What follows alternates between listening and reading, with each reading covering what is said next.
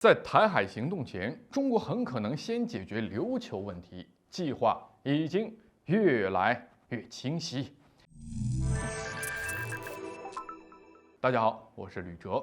在最近，美国又把台海局势推向新的风口浪尖。美国一边加大对台军售力度，另一边又和台湾签订什么美台21世纪贸易倡议，加大所谓官方往来，甚至还搞了一个什么撤侨计划，故意营造一种台海即将有大事儿发生的氛围，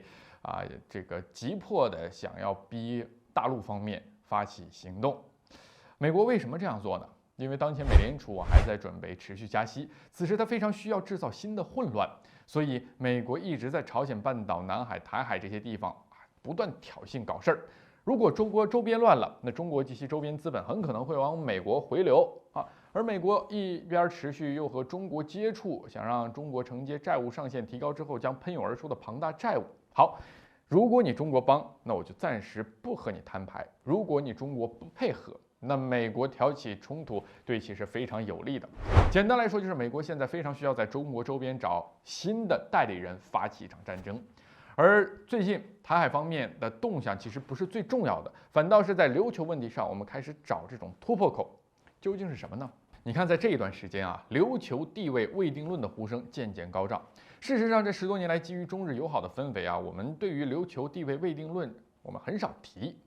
但是这几年，日本完全是从幕后走到台前，肆意挑衅中国的领土主权完整。而最近关于琉球的讨论明显多了起来以前呢，估计这种议题电视上肯定是不能播的那现在让聊了，本身就代表态度的转变。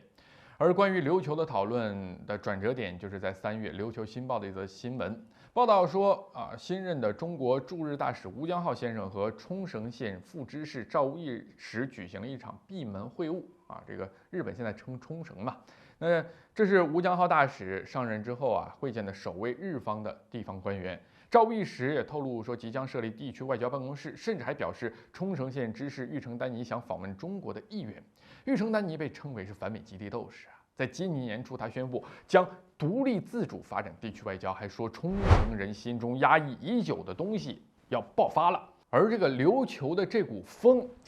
这个琉球人的这种意识，也是因为美日压迫愈发沉重。那琉球其实一直深受美军基地的骚扰，日本政府也从来都不管。而最近几年，美国和日本更是计划把琉球打造成一个导弹基地。日本加强西南诸岛的这个军事部署，就是为了应对所谓的台海紧急事态，就是想让琉球成为前沿堡垒。那这里一直都是美国打造第一岛链的关键环节。而吴江浩大使的闭门会晤还算隐晦但前不久，解放军联合参谋部的原副参谋长孙建国先生的一番话，意味就很明确了。在日方官员对台海问题指手画脚的时候，参会的孙建国上将就直接反问：如果琉球要独立呢？日本官员当场反驳：这个冲绳我们的冲绳不会独立。接着我们的上将又补充了一句：那换个例子，如果北海道要独立呢？好了，这2个反问什么意味？日本人心里应该很清楚，所以反应异常激烈。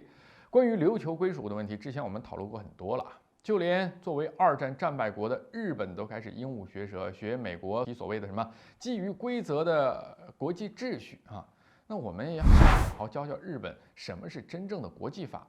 奠定2战后国际秩序的基础是波茨坦公告和开罗宣言，明确日本主权限于本土的4岛，而且日本对琉球没有主权，只有所谓行政权，而且这个行政权也是被美国私相收受的，国际根本不承认。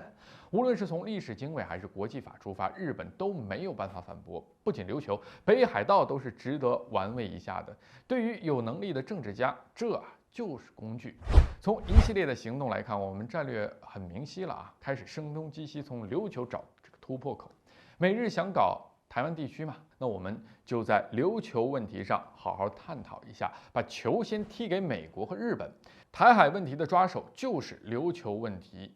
琉球问题解决了，第一岛链不攻自破，到时候解决台海问题的障碍也少了很多。好，今天吕哲观察就是这样，下期再见。